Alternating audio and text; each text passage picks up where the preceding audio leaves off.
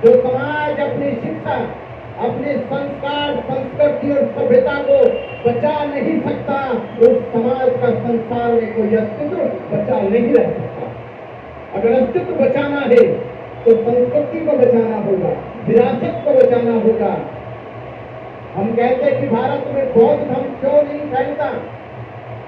भारत में बौद्ध धर्म का प्रचार बैलगाड़ी की रफ्तार से क्यों होता है?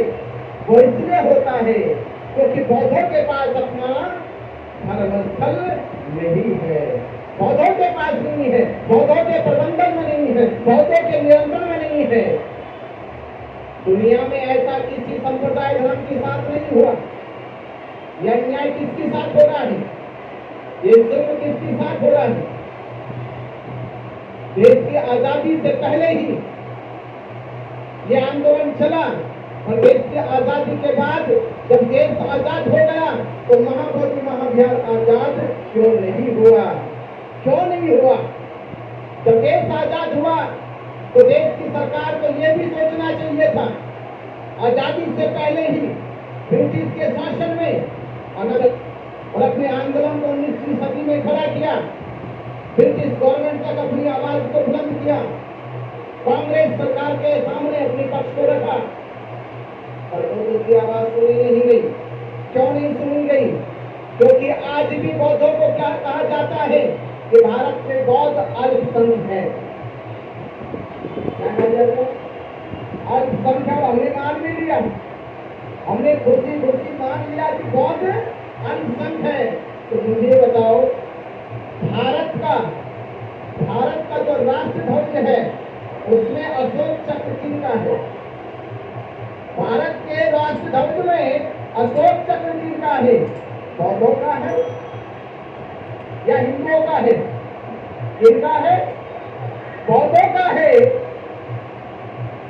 जो हमारे देश की करेंसी पर अशोक की नाट है वो बौद्धों की है या हिंदुओं की है? किनकी है? बौद्धों की है। हमारे देश का सर्वोच्च सम्मान भारत रत्न का जो चित्र है पीपल के पत्ते के समान, वो हिंदुओं का है या बौद्धों का है? तो मुझे बताओ, जब देश के राष्ट्रीय चिन्ह ही बौद्धों के हैं, जब देश ही बौद्धों का हो गया तो बौद्ध अल्पसंख्यक कैसे हो गए?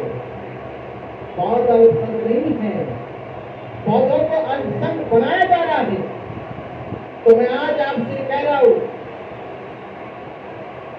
कि अगर हम अपनी विरासत नहीं बचा सकते तो बौद्धों की पहचान भारत में सिमट कर रह जाएगी, समाप्त हो जाएगी।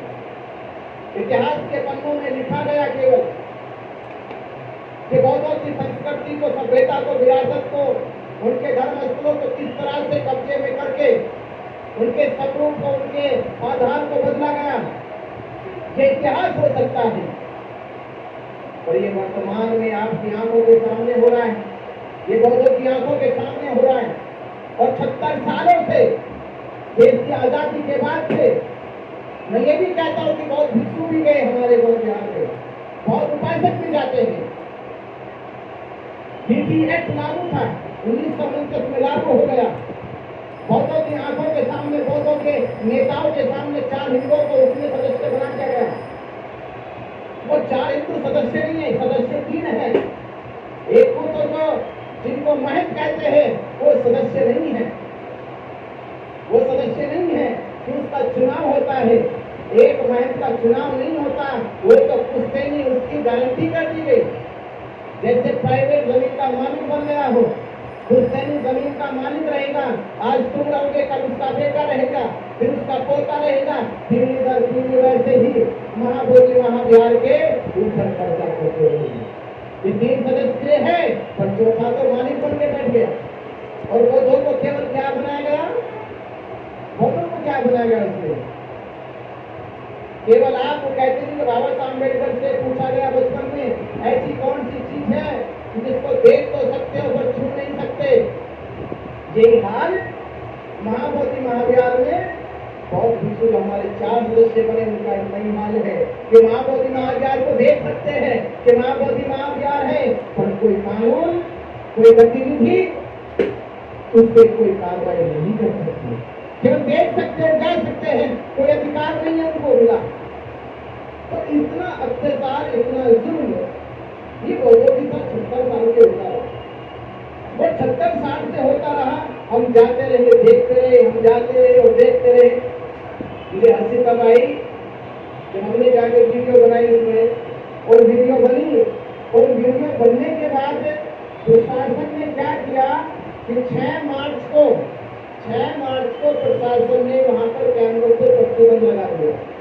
जब 6 मार्च को प्रतिबंध लगा दिया, पूछा गया क्यों, तो कहते हैं कि यहाँ से महाबोधि महाविहार की कुछ जो सच्चाई है, जो अब तक दिखाई नहीं गई थी, वो सच्चाई देश और लोगों के पास चली